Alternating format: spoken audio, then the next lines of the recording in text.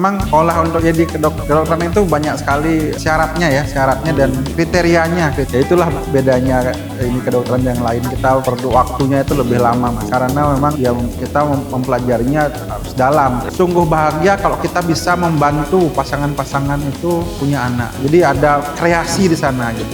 Perjalanan untuk menuju kehamilan atau sebagai pejuang garis 2 itu kita bukan lari sprint, tapi kita larinya maraton. Jadi ada proses di sana dan perjuangan di sana untuk mencapai outcome hasilnya. Carilah dokter yang bisa mengerti dan bisa membantu ibu-ibu semua dan pasangan semua untuk mengidentifikasi di mana masalah yang terjadi atau di mana ada peluang-peluang hamil supaya lebih tinggi.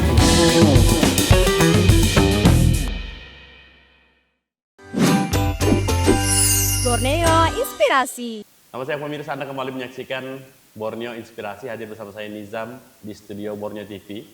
Kalau kemarin kita sudah mendatangkan satu dokter, hari ini kita kedatangan dokter juga nih. Dan saya ini agak deg-degan kalau sudah diskusi sama dokter tuh agak deg-degan karena takut salah bahasa atau salah bicara. Ya, kita orang umum yang nggak ngerti kedokteran. Tapi hari ini kita kehadiran Dr. Surya Udayana, SPOG, Subsper, Embiomed. Sorry kalau salah, nanti di cross check aja dok. Di ini aja. Dokter Surya ini merupakan dokter OB/GYN di satu-satunya di Kalimantan Utara, dan ini menarik di podcast Borneo Inspirasi hari ini kita akan membahas terkait siapa sebenarnya Dokter Surya, anak muda, masih muda, sudah berani, rencananya saya dengar informasinya akan membuka klinik satu-satunya di Kalimantan Utara, dan ini menarik untuk kita bahas bagaimana kemudian nanti kisah perjalanan hidup Dokter Surya ini bisa menginspirasi pemirsa Borneo TV dimanapun Anda menonton podcast ini. Jadi pemirsa Borneo TV, pagi hari ini kita spesial karena kita kedatangan salah satu dokter bertalenta, dokter muda yang memang dapat menginspirasi banyak orang. Assalamualaikum dok. Saya assalamualaikum dulu. Ya. Sehat kabar dok? Baik. Alhamdulillah. Terima kasih sudah mau datang berdiskusi bersama kita di studio Borneo TV. Sederhana mungkin diskusi kita, tapi mungkin nanti akan ada banyak pertanyaan terkait spesialisasi dokter, tapi jauh sebelum nanti rencana bisnis, kemudian praktek dan lain sebagainya. Saya cuma mau tanya satu pertanyaan sederhana. Siapa sebenarnya Dokter Surya ini? Iya, terima kasih Mas Sam. Jadi saya nama lengkap saya ya, Igusti Ngurah Bagus Surya Udayana. Saya coba gelarnya dok. Oh gelarnya betul. Saya gelarnya SPOG Subspesialis Fair Embiomed. Jadi SPOG itu dokter kandungan, dokter OB/GYN, obstetrik ginekologi. Kemudian subspesialis fair itu gelar tambahan pendidikan konsultan di bidang fertilitas endokrin reproduksi. Itu dokter kandungan yang sekolah lagi mendalami bagian fertilitas atau kesuburan dan hormon reproduksi. Dan embiomed itu mungkin tambahan ya karena sekolahnya double degree.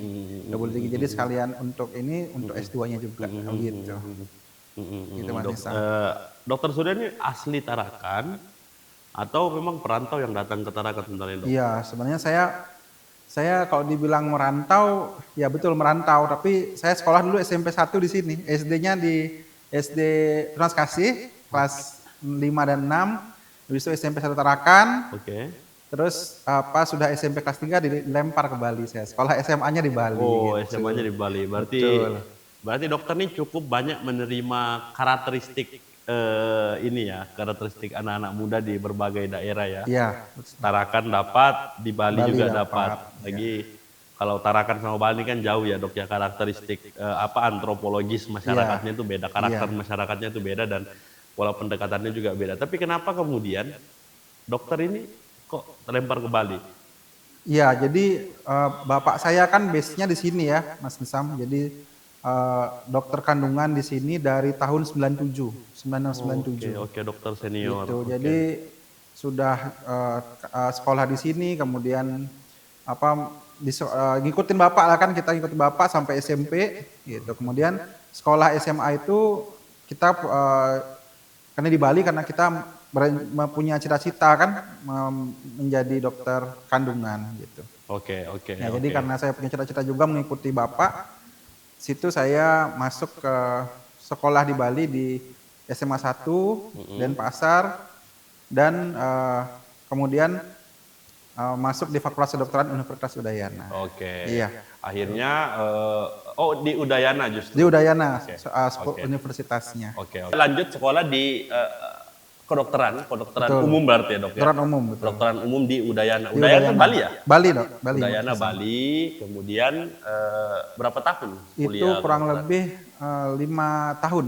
Oh, cukup lama ya? Cukup lama dari tahun saya masuk ke FK itu tahun 2005 2006 tamat 2011. Oke, tapi memang susah dok masuk dan lulus di kedokteran tuh dok. Sebenarnya. Ya, jadi Kan ini kan banyak anak-anak muda Betul. kita tuh memang cita-citanya pengen jadi dokter. Iya. Cuma bagaimana realitanya sebenarnya? iya betul. Jadi saya bersyukur sekali karena waktu dulu di SMP 1 Tarakan termasuk mendapat prestasi sehingga pas ke Bali bisa diterima di SMA unggulan gitu. Oke. SMA unggulan di Bali masuk kemudian memang sekolah untuk jadi kedokteran itu banyak sekali syaratnya dan banyak sekali kriteria baik itu kriteria dari segi akademis maupun non akademis. Ya. Itu untuk Artinya masuk. cukup memang kalau untuk masuk ke kedokteran kita perlu seleksi yang cukup Seleksinya ketat cukup dan ketat. cukup selektif lah ya untuk Iya. kemudian memilih calon dokter ini. Tapi Iya. dokter ini memang ceritanya mau jadi dokter karena memang tadi disebutkan bahwa orang tua ternyata basicnya dokter, pure blood Iya, ternyata. pure blood ya. bisa Ya, dibilang ya harus pure diakui blood, dok, pure ya, blood. pure blood Artinya lah. orang tua, ibu sama bapak Betul. sama-sama dokter dan akhirnya dokter Surya juga mengambil dokter itu. Iya, Apakah memang betul. menempuh jalur pendidikan kedokteran ini karena pilihan orang tua atau memang cita-cita Iya. keinginan dari dulu dok? Memang aspirasinya ke sana ya. Karena Aspirasinya, ya inilah dok kita ya, ada melihat- istilah like father like son ya. Iya, jadi lingkungan kita yang setiap hari juga melihat bapak bekerja di sana, Iya, gitu iya, kan. betul. Kita hidup makan juga Dari dari kedokteran. sana, dengan membantu orang dan di sana melayani masyarakat ya, pasien dan ini. Jadi di sana juga kita melihat mungkin secara nggak langsung spirit itu juga menurun ke Oke. anak ya. Oke. Jadi saya juga punya cita-cita karena memang saya pikir lebih baik saya ikut jadi dokter gitu. Iya, iya. Kayaknya ini jadi ya itulah jadinya nggak cuman diarahkan oleh orang tua tapi kita sendiri juga punya. Bahkan dulu saya punya cita-cita nih. Awal-awal itu saya pengen mendalami bidang genetik dulu Mas. Oke. Gitu Manisa menyalami bidang genetik kok keren banget nih kita bisa modifikasi genetik dan lain-lain Ya, gitu. ya, Zaman-zaman ya, ya, saya ya, SMP, SMA kemudian ternyata waktu SMA saya diajak Mas Nisam Oke. sama teman-teman saya karena saya agak gemuk ya. Dia bilang Oke, saya bayi tabung Mas. Oh, oke. Saya dibilang bayi tabung. Gak tahu mungkin akhirnya satu sisi saya diberi kesempatan masuk Objin dan sekarang saya sudah lanjutin kemarin di Bandung ya di Unpad pendidikan konsultan fertilitas gitu. Yang itu yang mendalami bayi tabung juga Ya, gitu. ya, Jadi ya. Akhirnya apa ya? Iya. Olok-olokan itu jadi Betul, apa ya? betul. Jadi berkah juga sebenarnya.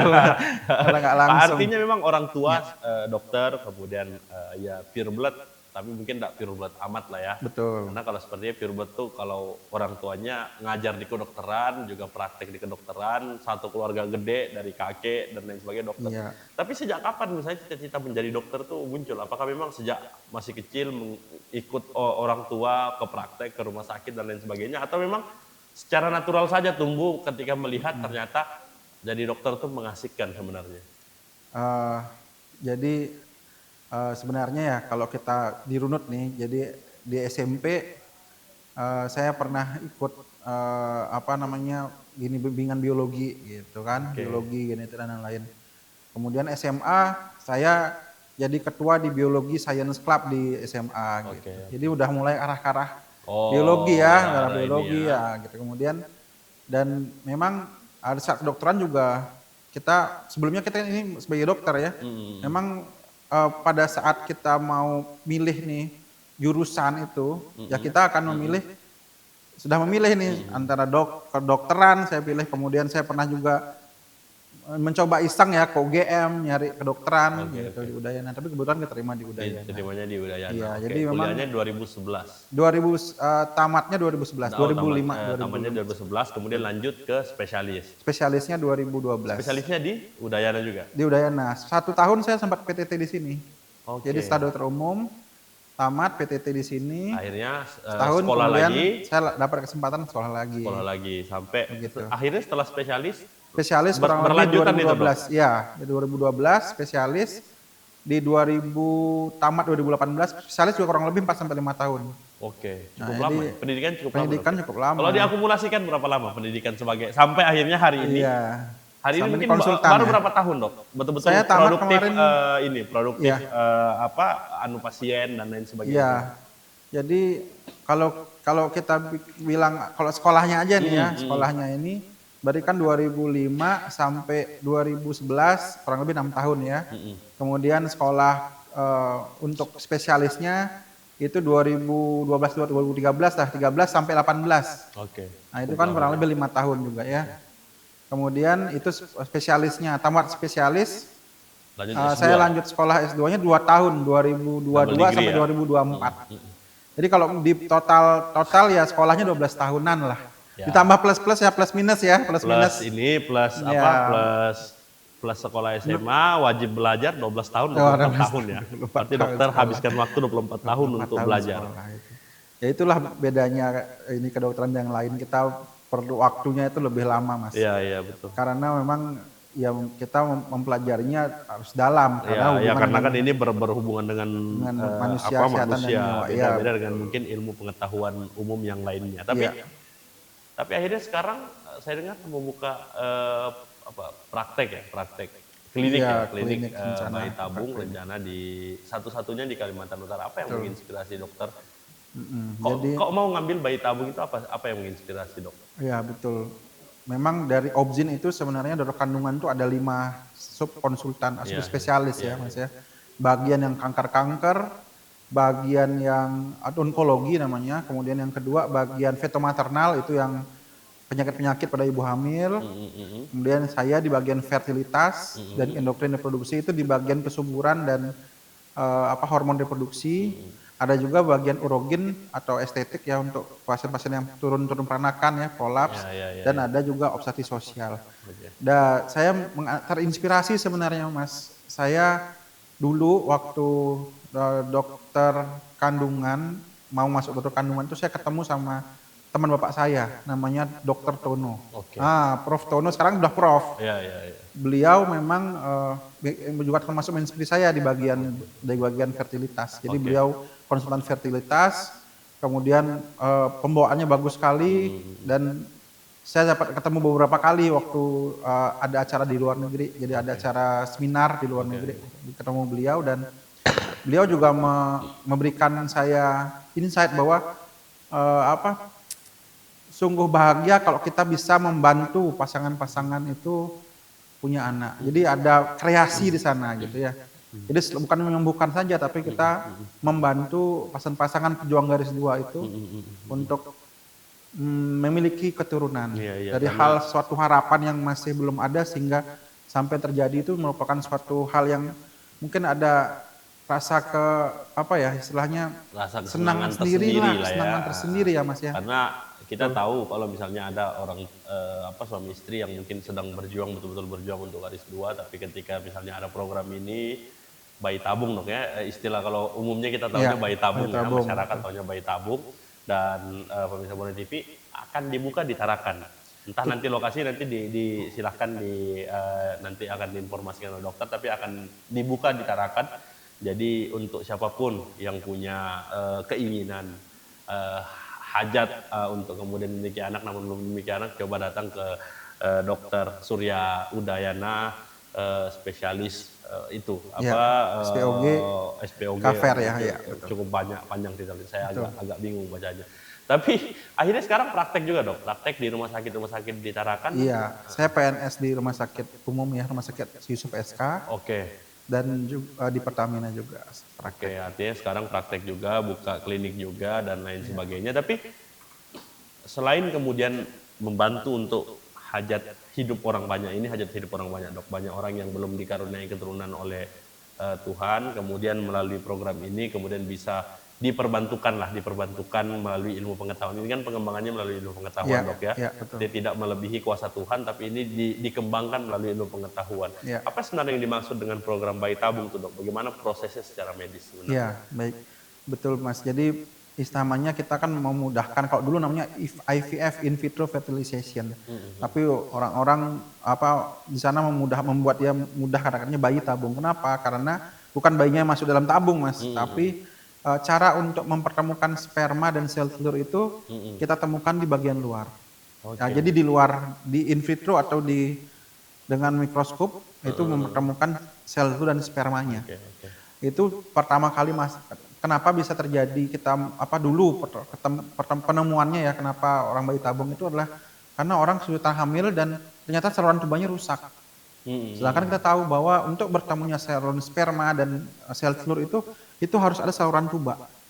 Nah, oleh karena itulah ciptakanlah, kenapa kita tidak melakukan update in teknologi di mana spermanya itu dan sel telurnya ditemukan di luar. Nah, jadi dia kalau dulu tekniknya setelah kita kalau sel telurnya diperbesar, kita sedot dari bawah sel telurnya, ditemukan di cawan ya. Kemudian awalnya dibiarkan sel telur sama spermanya itu berenang dia. Jadi satu-satu akan masuk membuahi.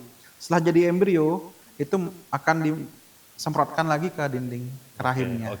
Jadi tidak melibatkan saluran tuba. Tapi sekarang yang terbaru ada namanya ICSI. Jadi tidak IVF lagi tapi ICSI, di mana sperma dipilih yang paling bagus, digabungin dengan sel telur, dimasukkan. Nah, jadi dimasukkan dengan jarum mikro. Dipaksa masuk berarti dok ya. Diperbantahkan melalui alat itu melalui tadi ya. Alat, ya. Wah, ini yang terbarukan dok. Ini yang terbaru melalui suntikan itu ya, suntikan mikro itu. Tapi sebenarnya memang banyak nggak sih dok orang yang kemudian, kalau saya mau sebut mandul terlalu kasar, belum bisa memiliki keturunan, itu banyak nggak sih dok, dan apa sebenarnya faktor penyebabnya? Betul. Kalau dalam sudut pandang medis sebenarnya. Iya, jadi cukup tinggi. Saya kalau misalnya lihat BPS terakhir tahun 2021-2022 di Tarakan itu sudah ada penurunan laju pertumbuhan penduduk, gitu. Begitu juga di nasional. Iya. Ini jadi indikator ya. Ini salah satu indikator. Angka kelahiran pun menurun sebenarnya. Kenapa? Karena tadi banyak faktor-faktor yang berhubungan dengan infertilitas istilahnya. Jadi ketidaksuburan namanya infertilitas. Gitu. Ada beberapa faktor, ada faktor saluran tubanya, ada infeksi yang semakin meningkat. Salah satunya mungkin dari hubungan seksual yang tidak bersih ya, tidak higienis, atau ganti-ganti pasangan. Nah, itu salah satu faktor risiko. Di mana bakteri itu akan lebih mudah terpapar. Mungkin nggak sekarang, mungkin ada tindakannya itu atau dilakukan sebelum menikah atau masih muda, nanti pada saat menikah baru dia terdiagnosa. Baru kerasa. Tapi sampai titik mana orang harus kemudian konsultasi ke dokter sebenarnya? Sampai di titik mana dok? Kalau misalnya saya dulu kan saya pernah operasi dok. Operasi tumor di lutut sebelah kiri.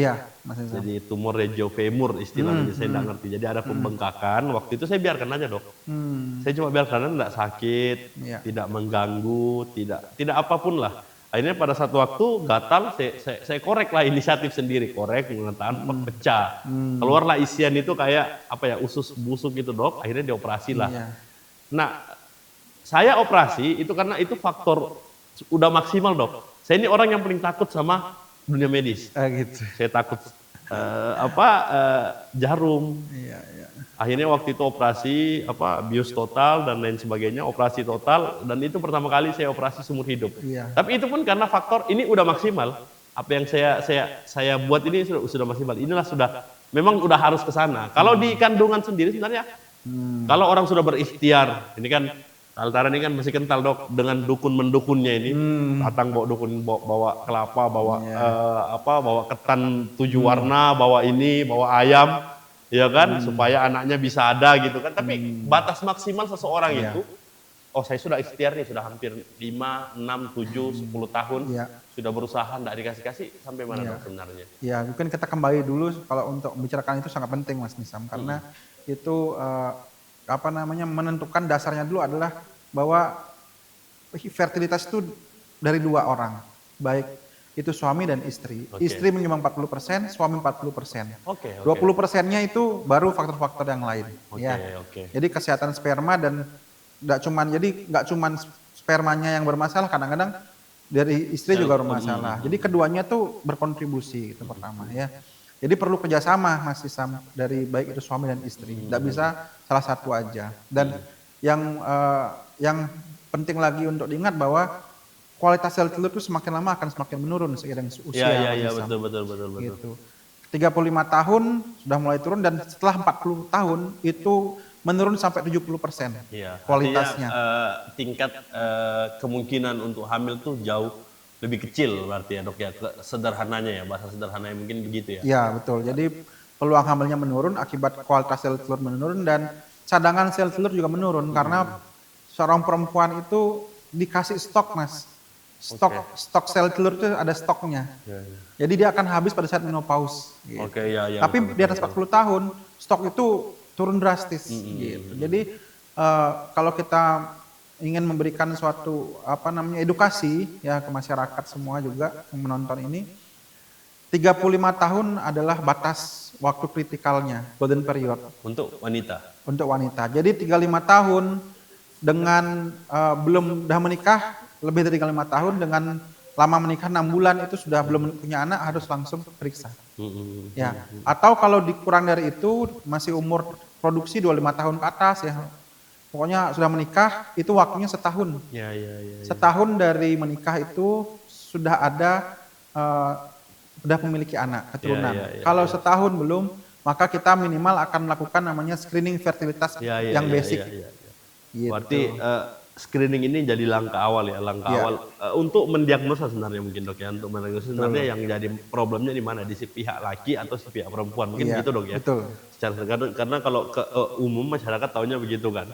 Artinya kita cek dulu lah siapa sebenarnya yang bermasalah antara laki-laki dan perempuan. Karena apa sih tujuan pernikahan kalau tidak punya keturunan, kan sederhananya begitu dok. Betul. Tapi kan tidak semua kemudian Tuhan berikan keturunan yang langsung mulus gitu dok ya. Dan ada juga yang diuji, namanya ujian pernikahan misalnya dan lain sebagainya. Saya belum nikah dok, tapi semoga nanti apa yang diharapkan oleh banyak orang juga bisa terjadi ke saya. Tapi pertanyaan selanjutnya begini dok, sebenarnya apa faktor yang kemudian dapat berbahaya bagi kita di usia setelah nikah, yang ini menjadi faktor kebiasaan kita di usia muda sebenarnya, yang mempengaruhi sperma atau mempengaruhi sel telur itu tadi. Apa sebenarnya faktor kebiasaan buruk yang sebenarnya menurut kita adalah ini aman-aman aja kok, nggak ada masalah nih, aku masih muda misalnya, tapi ini akan berpengaruh sama kita setelah kita menikah nanti, apa sebenarnya? Iya. Jadi ada faktor pria dan faktor wanitanya ya. Kalau di faktor pria berarti spermanya harus bagus. Ada tiga indikator, kecepatannya, jumlah sperma, dan juga bentuk spermanya. Ada yang cacat atau ada yang berubah ada yang nggak normal gitu. Nah itu semua ternyata dari penelitian sangat pengaruh ke kebiasaan juga. Salah satunya stres. Ya. Yang kedua karena merokok dan vape itu pengaruh juga. Yang ketiga karena penurunannya akibat sering begadang, makan makanan yang tidak sehat, radikal bebas, tinggi radikal bebas dan banyak ini. Karena sekarang ada namanya endocrine disruptor factor. Endocrine disruptor factor itu adalah zat-zat kimia atau baik itu ada di makanan, di ultra processed food, atau pokoknya makanan zat kimia yang akhirnya akan mempengaruhi kondisi hormon kita dalam jangka waktu yang lama. Sekarang minumnya sekarang minumnya sering mungkin dulu waktu kecil atau waktu remaja sering makan, contohnya ya kalau pasien saya nih yang kalau tadi pria, kalau misalnya yang wanita dia ada PCOS. PCOS itu sel telurnya kecil-kecil. Ternyata setelah di tracking dulu waktu remajanya sering begadang, sering makan mie gitu. Makanan utamanya apa, nasi apa yang daging atau ikan enggak, makan utamanya mie gitu. Ternyata saya tracking, ternyata ada pengaruhnya juga gitu. Walaupun belum ada evidence base-nya ya, tapi secara medis kita bisa melihat lah, men-tracking gitu istilahnya. Identifikasi ternyata dulu ada risiko-risiko yang itu. Jadi sangat penting sekali untuk menjaga pola hidup yang sehat, makan yang sehat ya, makan yang sehat, yang clean eating, tidak terlalu tinggi gula dan mungkin juga tidak terlalu banyak zat kimia atau pengawetnya. Gitu. Kalau perempuan sendiri hampir sama. Betul, hampir sama. Jadi harus bisa mengidentifikasi haidnya normal atau tidak. Ada nyeri haid yang berat atau tidak, itu termasuk salah satu kebiasaannya supaya tahu mana pola haidnya dan hormonnya seperti apa. Berarti dokter ini kan sudah hampir praktek lah. Mungkin baru 2024 mungkin keterima PNS-nya 2000 Saya sudah praktek dari tahun 2018. 2018, oke lah, beberapa kurang lebih, tahun, iya. 5 tahun belakangan Iya, lah kita 5 tahun sebutnya belakangan. begitu. Berarti kan dokter ini sudah menemukan pasien dengan karakter yang berbeda-beda sebenarnya. Iya. Kalau kita rate sebenarnya tingkat kerawanan, kita bicara tingkat kerawanan karena kan secara physically aja mungkin ada perbedaan, apalagi secara misalnya medis misalnya kan. Iya. Sebenarnya yang rentan terhadap masalah reproduksi entah laki-laki atau perempuan sebenarnya itu siapa dok? Apakah laki-laki atau perempuan sebenarnya? Iya, sebenarnya tadi kembali lagi ke persentase tadi. Keduanya bisa 40% terpapar, ya betul. 40% laki, 40% laki-laki dan 40% di perempuan. iya perempuan. Jadi berkontribusi terhadap kesuburan. Jadi kita tidak bisa bilang laki atau perempuan, Ya, apalagi ya, ya. mungkin kita tidak bisa menyalahkan juga ya. Kadang-kadang semuanya berkontribusi. Dari suami mungkin spermanya ada yang kurang optimal, dari istri juga kurang optimal. Ya, ya, Sel ya, telurnya, ya, ya, rahimnya. ya. Jadi kalau pada saat kita kan fokusnya pada dokter kandungan itu konsultan fertilitas kita fokusnya pada perempuan. Jadi kita melakukan terapi dan identifikasi meningkatkan subur yang perempuan gitu. Iya, betul. Tapi saya kemarin sekolah untuk fertilitas kita juga diberikan kompetensi penanganan yang laki-laki.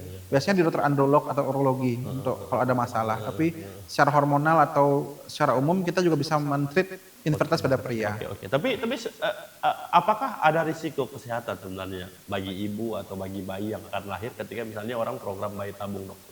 Iya.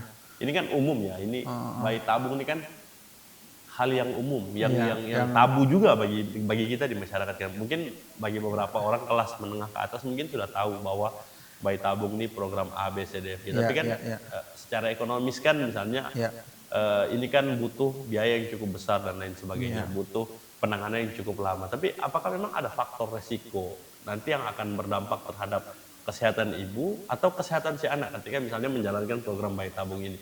Karena mungkin rutin dok ya. Setelah misalnya program bayi tabung akan dicek terus berarti dok ya, sampai berkala atau mungkin bagaimana mekanismenya? Iya, jadi bayi tabung sih biasanya kita yang lama itu adalah proses stimulasi pembesar sel telurnya. Nah, setelah nanti sudah besar sel telur, dari kita mengambil sel telur, ovum pick up namanya, jadi mengambil sel telur disatukan dengan sperma dan penanaman itu kurang lebih dalam waktu seminggu aja. Nah, setelah 1 minggu setelah ditanam embrio transfer, ditanam embrionya, kita akan melihat perkembangannya saat hamil. Oke. Jadi kondisi ini sebenarnya untuk teknik-tekniknya dalam bayi tabung itu sebenarnya kita membantu pertemuannya saja antara embrio dan awalnya dok ya, sperma. bantu di awalnya aja bantu ya. di awalnya. Nanti setelah kita transferkan ke rahim itu sama dengan hamil normal. Jadi risikonya sama semua. Oke. Artinya sama aja sebenarnya. Berarti yang diperbantukan karena memang mungkin ada yang dokter sampaikan tadi, ada yang mungkin bermasalah di salah satunya entah sel spermanya atau sel telurnya. Tapi di tempat dokter Surya ini diperbantukan. Diperbantukan untuk dipertemukan, nanti akan disuntikan kembali ke dalam rahim si ibu dan akan tumbuh normal sebagaimana orang hamil pada umumnya. Iya, betul. Oke. Tapi bagaimana aspek hukum dan atau etika terkait pelaksanaan bayi tabung ini di Indonesia sebenarnya dokter? Iya, itu kita memang strict ya kalau Indonesia ini Mas. Jadi sperma dan sel telurnya harus dari pasangan yang menikah secara resmi. Iya. Jadi betul. itu semua harus didapatkan dari kedua dan secara ada akta nikahnya pokoknya memang itu ya. Secara administratif ya. Secara administratif jadi tidak sama sekali tidak ada etika atau cuman kalau misalnya yang beretika gangguan maksudnya kalau ada masalah etika itu yang kita ini beda di tempat lain beda kayak misalnya di Thailand kita bisa surrogate mother namanya spermanya dari orang lain gitu atau kita bisa menanam embrionya di luar pasangan. Jadi satu pasangan tapi nanam embrionya itu tukar bukan di istrinya tapi orang lain. Mungkin istrinya ada masalah di rahimnya nggak bisa hamil atau apa. Ya, akhirnya ditanamkan di tanam tempat di luar. lain. Nah, itu kalau itu nggak boleh. Di Indonesia nggak boleh. Di Indonesia nggak boleh ya karena dia hukumnya harus strict. hukuman suami secara aturan harus suami istri. Ini harus syarat suami utama istri. dok ya. Syarat utama. Artinya kalau bukan suami istri tapi misalnya saya bisa dibantu nih. Misalnya contoh nih dok ya, Iya. ternyata kandungannya bermasalah. Iya. Dia minta tolonglah ke adiknya, tolong hamilkan Iya. anak saya, kan begitu sederhana ya dok ya? Iya. Nggak bisa ya? Nggak boleh. Oke. Itu di luar. Tapi apakah ini sebenarnya program bayi tabung ini bisa terjangkau oleh masyarakat umum dokter? Kan tadi di awal saya sampaikan bahwa Iya. kalau untuk program bayi tabung tuh untuk menengah ke atas mungkin oke lah sudah tahu. Iya. Tapi untuk kelas menengah ke bawah juga mungkin punya masalah yang sama dengan ya artinya semua orang punya chance untuk terkena masalah. Iya. Entah pada masalah reproduksinya, entah masalah pada kandungannya, entah masalah pada spermanya. Semua orang bisa terkena masalah. Tapi apakah memang program bayi tabung ini bisa dijangkau oleh masyarakat luas? Misalnya, dan adakah dukungan dari pemerintah dalam bentuk misalnya BPJS atau apalah semacamnya dok? Jadi memang untuk masalah fertilitas ini tidak didukung oleh BPJS ya Mas. Tapi saya positif karena pemerintah saat ini juga di Rumah Sakit Yusuf Eka kita sedang melakukan rencana studi banding dulu nih. Jadi mungkin dalam jangka panjang kita akan buka di Rumah Sakit Umum Yusuf. Dan Spesialis ini ya? konsultan atau spesialis fertilitasnya kan. Karena saya di sana saya sedang membuka jalan nih, mencoba melakukan di kita di Rumah Sakit Umum Provinsi ini kan. Saya kan PNS di provinsi nih Mas, jadi betul. kita juga meminta dukungan lah dari pemerintah, stakeholder, stakeholder mengenai bagaimana dengan rencana pembukaan bayi tabung ini. Kalau dari segi harga itu sekarang udah kemajuan teknologi juga, ada beberapa metode-metode yang kita bisa menekan biaya tersebut. Karena memang di Indonesia ini harga obat itu memang berbeda dengan di luar. Tapi yang paling mahal sebenarnya apanya dok? Gitu. Obatnya? Yang termahal itu obat stimulasinya. Oh, obat stimulasinya. Karena kita akan berikan obat stimulasi terus hormon pembesar sel telur itu terus diberikan. Nah itu yang banyak menghabiskan tuh di sana. Dan harga obat-obatan yang itu tipe khusus lah istilahnya. Itu masuk di Indonesia harganya jauh meningkat. Makanya itu juga mungkin salah satu kendala di mana harga penggunaan obat dan bayi tabung juga cukup tinggi di Indonesia. Tapi apakah memang enggak diproduksi di Indonesia dok untuk obat itu? Diproduksi, cuman tetap harganya itu kan cukup mahal, cukup mahal. Nah itu. Tapi kita dengan modifikasi tertentu kita bisa range-nya lah bisa di mungkin sekitar 50-60 itu bisa. Artinya banyak ini ya, banyak alternatif ya. Alternatif. Kalau memang punya kemampuan secara ekonomi kita pakai cara yang A misalnya. Kalau tidak terlalu mampu ada cara B, ada cara C, ada cara D. Dan ini akan tersedia di klinik dokter yang mungkin akan launching beberapa bulan lagi. Iya, kita akan mengusahakan mungkin artinya kita mulai membangun lah itu spiritnya ke arah sana. Kita persiapkan alat-alatnya juga gitu. Ya jadi selain klinik kita juga mengusahakan di rumah sakit provinsi kita. Ini kan kewajiban dok ya, di rumah sakit menjadi kewajiban kan dokter seorang ASN, seorang abdi negara jadi kewajiban, tapi kan tidak semua orang mau datang ke rumah sakit. Betul. Ada orang yang mungkin menghargai privasi diri dan pasangannya, lebih baik kita datang ke praktek. Dan apa sebenarnya cita-cita dokter melalui praktek ini sebenarnya? Secara sederhana dok. Kenapa kok? Ini kan udah enak dok, udah enak jadi dokter, udah enak kerja di RSUD. Udah enak praktek di Pertamina itu, kok mau sibuk-sibuk lagi buka klinik itu kenapa dok? Apa cita-citanya di klinik itu? Iya betul, saya sebenarnya ingin membuat suatu tempat yang all in one ya Mas ya, all in one klinik fertilitas sebenarnya. Klinik fertilitas itu yang selain klinik fertilitas, klinik untuk kesehatan wanita lah. Jadi wellness, family wellness lah. Jadi di sana kita fokus bagaimana meningkatkan peluang hamil, kita meningkatkan kesehatan antara pasangan gitu ya. Dan tempatnya itu all in one eksklusif di mana privasi terjaga betul. Kita bisa nyaman, nggak banyak ngantri gitu ya. Dan tempatnya pun nyaman. Jadi menggunakan teknologi terbaru dan suasana di tempat itu juga nyaman untuk pasien-pasien sehingga semua bisa merasa bahwa saya ini VIP semua gitu. Saya ingat tuh suasana itu dok. Kenapa orang banyak takut ke rumah sakit? Karena suasana rumah sakit itu mencekam dok. Masuk-masuk aja kita udah cium bau obat misalnya. Ya kan? Apakah berarti di klinik ini ada inovasi terbaru? Misalnya merasa. Dan kapan launching dok? Ini masih dalam proses ya Mas ya. Mungkin kita perkiraan diupayakan di diupayakan. bulan November Desember lah. November, Desember akan launching dan menjadi satu-satunya klinik kesehatan yang memang di Kaltara. Ya, Khusus jadi untuk kandungan. betul. Apa all in one itu dok ya? Apa Jadi isinya dok? jadi saya ingin membuat suatu tempat ya. Ini kan kita bikin klinik fertilitas itu nggak sembarangan Iya, karena iya, betul. kita sesuai dengan kompetensi. Iya, Jadi klinik fertilitas itu harus klinik fertilitas itu ya? betul, klinik fertilitas itu harus diampu oleh dokter spesialis kandungan yang punya kompetensi konsultan fertilitas endokrinologi produksi. Iya. Gitu pertama. Jadi itu di tempat itu harus ada kompetensi dokter itu. Jadi dokter SPG umum nggak boleh buka klinik fertilitas. Iya. Gitu. Harus Atau ada bayi tabung. spesialisasinya sendiri. Harus ya, ada Pak? subspesialisasi dan konsultan sendiri. Itu pertama. Dan pemirsa Boni TV kalau kita cross check di googling saja klinik fertilitas, rekomendasi terdekatnya ya di Gusar. Ya. Mungkin dokter akan buka di Gusar mungkin Ya, betul, di lokasinya Gusar. di Gusar. Ya. Dan 2 sampai 3 bulan ke depan lah insya Allah akan grand opening dan lain sebagainya. Dan selamat dok, semoga lancar sampai grand openingnya. Ya. Saya mengapresiasi bahwa memang sama halnya sederhananya kita bilang ini perpanjangan tangan Tuhan lah, kita membantu orang untuk siapapun yang tidak punya belum memiliki keturunan, kita perbantukan melalui pengembangan ilmu pengetahuan itu sendiri dok ya.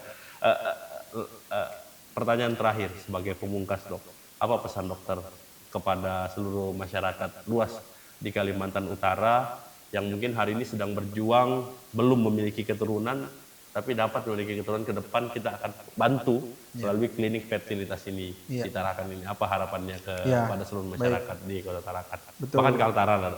Ya, jadi saya punya dari sekian banyak pasien-pasien yang saya temui, yang pertama adalah jangan putus harapan. Jadi apapun yang sedang Anda pasangan-pasangan sekalian hadapi, belum misalnya sedang berusaha menjadi pejuang garis 2, jangan putus harapan. Carilah dokter yang bisa mengerti dan bisa yang berusaha untuk membantu ibu-ibu semua dan pasangan semua untuk mengidentifikasi di mana masalah yang terjadi atau di mana ada peluang-peluang hamil supaya lebih tinggi.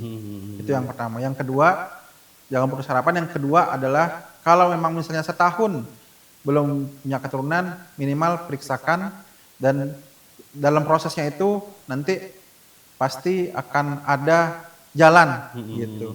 Jadi kalau misalnya kalau kita umpamakan perjalanan untuk menuju kehamilan atau sebagai pejuang garis 2 itu bukan sprint, Mas.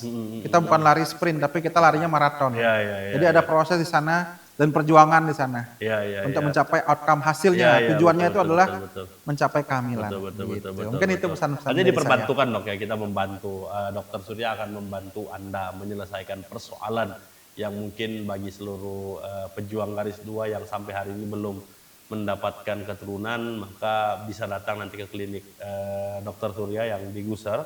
Nanti ditunggu saja informasi terkait grand openingnya kapan. Yang pasti 1 sampai 2 bulan ke depan kita akan memiliki klinik fertilitas pertama di Kalimantan Utara yang akan membantu seluruh masyarakat Kalimantan Utara. Dan semoga ikhtiar membantu masyarakat ini juga bernilai pahala dok. Karena biar bagaimanapun manjada wajada dok ya, siapa yang bersungguh-sungguh pasti dapat. Maka kepada seluruh masyarakat, jangan karena belum punya keturunan 2 sampai 3 tahun jangan pesimis terhadap dirinya. Silakan dicek, di cross check ke rumah sakit. Kalau di rumah sakit pun nanti pasti akan ketemu Dokter Surya juga. Kalau nanti sudah buka prakteknya pasti akan ketemu Dokter Surya juga. Sekali lagi terima kasih Dokter Surya sudah mau berdiskusi bersama kita di Borneo Inspirasi. Cukup banyak menginspirasi kita bagi anak muda bahwa ternyata masuk ke dokteran tuh cukup butuh waktu yang cukup lama. Maka ketika ingin masuk ke dokteran untuk generasi muda kita, silahkan disiapkan semuanya, pengetahuannya, fisiknya, mentalnya. Karena dokter ini kan akan berhadapan dengan manusia dan akan berhadapan dengan nyawa. Kira-kira begitu dok ya? Betul. Oke, terima kasih Dokter Surya sudah mau berdiskusi bersama kita di studio Borneo TV pagi hari ini. Dan spesial nanti sekali lagi saya ingatkan kepada pemirsa Borneo TV, jangan lupa nanti berkunjung ke klinik Dokter Surya di klinik fertilitas. Nanti Anda akan dilayani selayaknya VIP. Jadi semua tamu adalah VIP. Betul. Betul ya dok ya? Betul. Begitu ya. Oke, terima kasih pemirsa Borneo TV. Saya Nizam dan seluruh kru yang bertugas pamit undur diri. Assalamualaikum warahmatullahi wabarakatuh.